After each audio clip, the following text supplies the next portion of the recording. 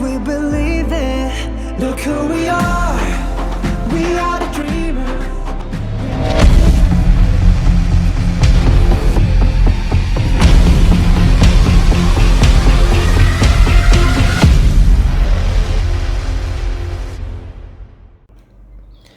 Assalamualaikum warahmatullahi wabarakatuh.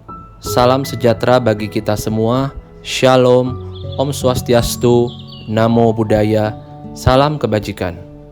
Selamat pagi Bapak Apriwandi dan rekan-rekan mahasiswa. Perkenalkan saya Tony Pranoto dari kelompok 12 dan rekan saya Bapak Bayu Priantoro dari kelompok 13. Pada kesempatan hari ini kami akan menyajikan materi mengenai keterlibatan konsultasi. Perikatan audit internal. Audit internal menyediakan dua jenis keterlibatan.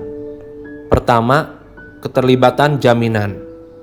Jenis perikatan ini melibatkan penilaian objektif auditor internal atas bukti untuk memberikan opini atau kesimpulan mengenai kecukupan dan efektivitas pengendalian internal, kualitas kinerja dalam melaksanakan tanggung jawab yang diberikan, dan mengevaluasi eksposur resiko yang terkait dengan tata kelola, operasi, dan entitas. Kedua, keterlibatan konsultasi. Jenis perikatan ini bersifat penasehatan terkait dengan aktivitas layanan klien. Keterlibatan ini dimaksudkan untuk menambah nilai dengan membuat rekomendasi untuk meningkatkan tata kelola organisasi, manajemen risiko, dan proses kontrol. Perikatan ini umumnya dilakukan atas permintaan klien dan dapat mencakup konsultasi, nasihat, fasilitasi, dan pelatihan. Keterlibatan konsultasi. Pada umumnya terdapat dua pihak yang berperan serta dalam pelaksanaan jasa konsultasi.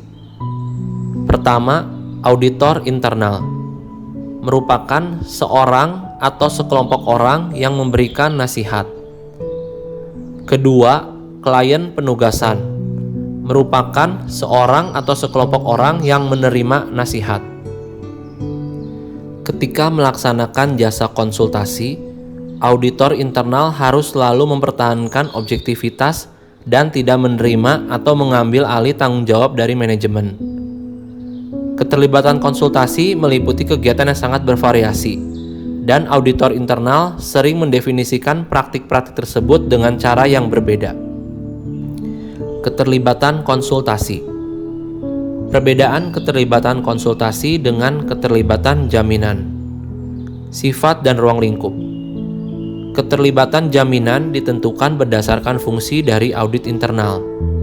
Sedangkan keterlibatan konsultasi berdasarkan persetujuan dengan pengguna layanan klien. Keterlibatan konsultasi lebih bersifat discretionary, bebas dalam memilih jenis jasa, dibandingkan dengan keterlibatan jaminan.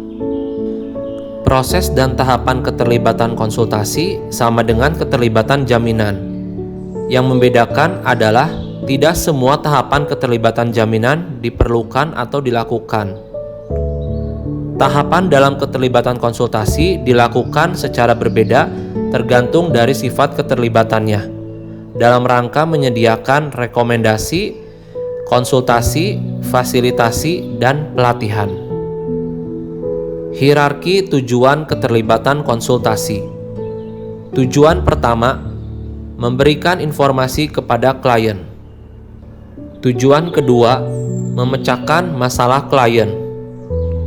Tujuan ketiga, melakukan diagnosa yang memungkinkan perumusan kembali masalahnya.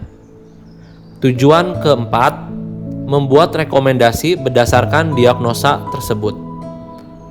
Tujuan kelima, membantu implementasi dari pemecahan persoalan yang diusulkan. Tujuan keenam, membangun konsensus dan komitmen mengenai tindakan perbaikan. Tujuan ketujuh, memfasilitasi pembelajaran klien, yakni mengajari klien bagaimana memecahkan masalah serupa di kemudian hari.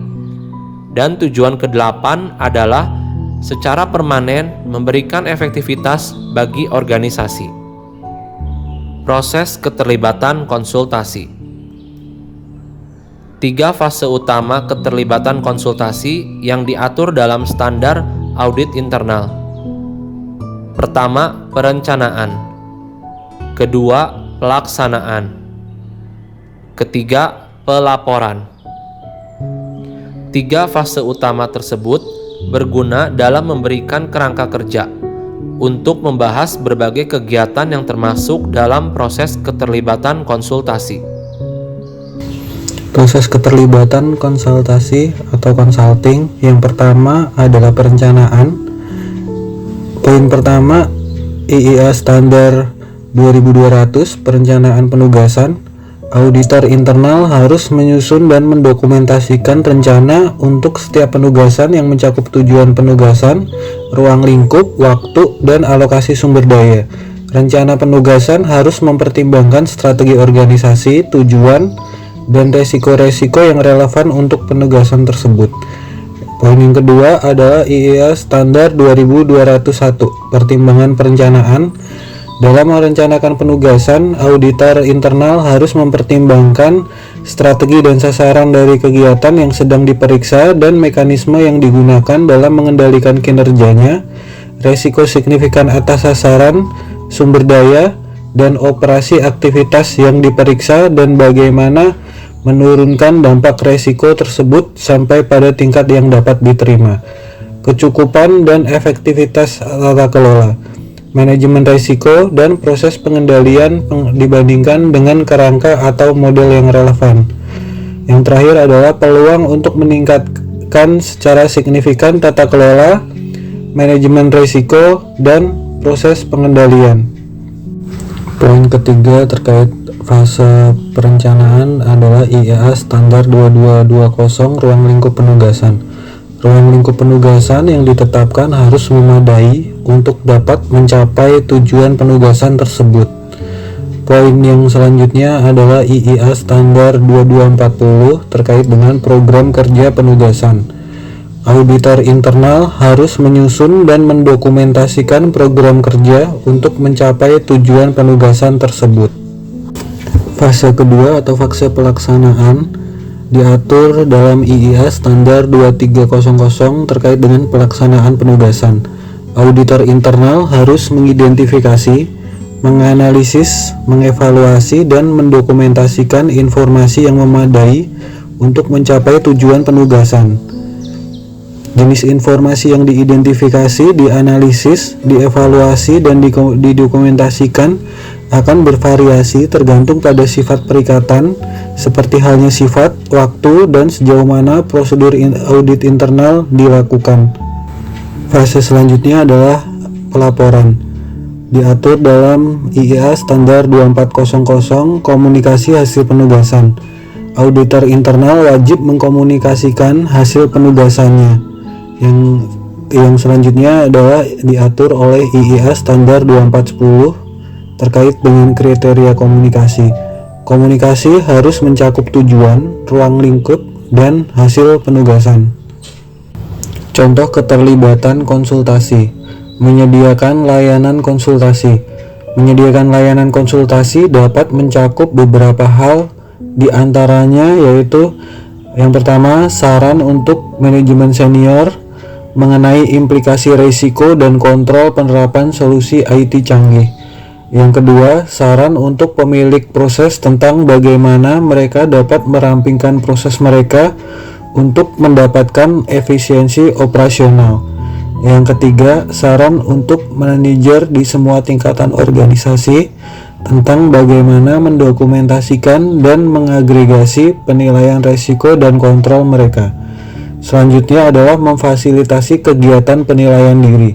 Memfasilitasi kegiatan penilaian diri diantaranya terdiri dari yang pertama, penilaian manajemen senior terhadap risiko bisnis yang mengancam organisasi secara keseluruhan. Yang kedua, penilaian pemilik proses terhadap risiko yang mengancam proses mereka.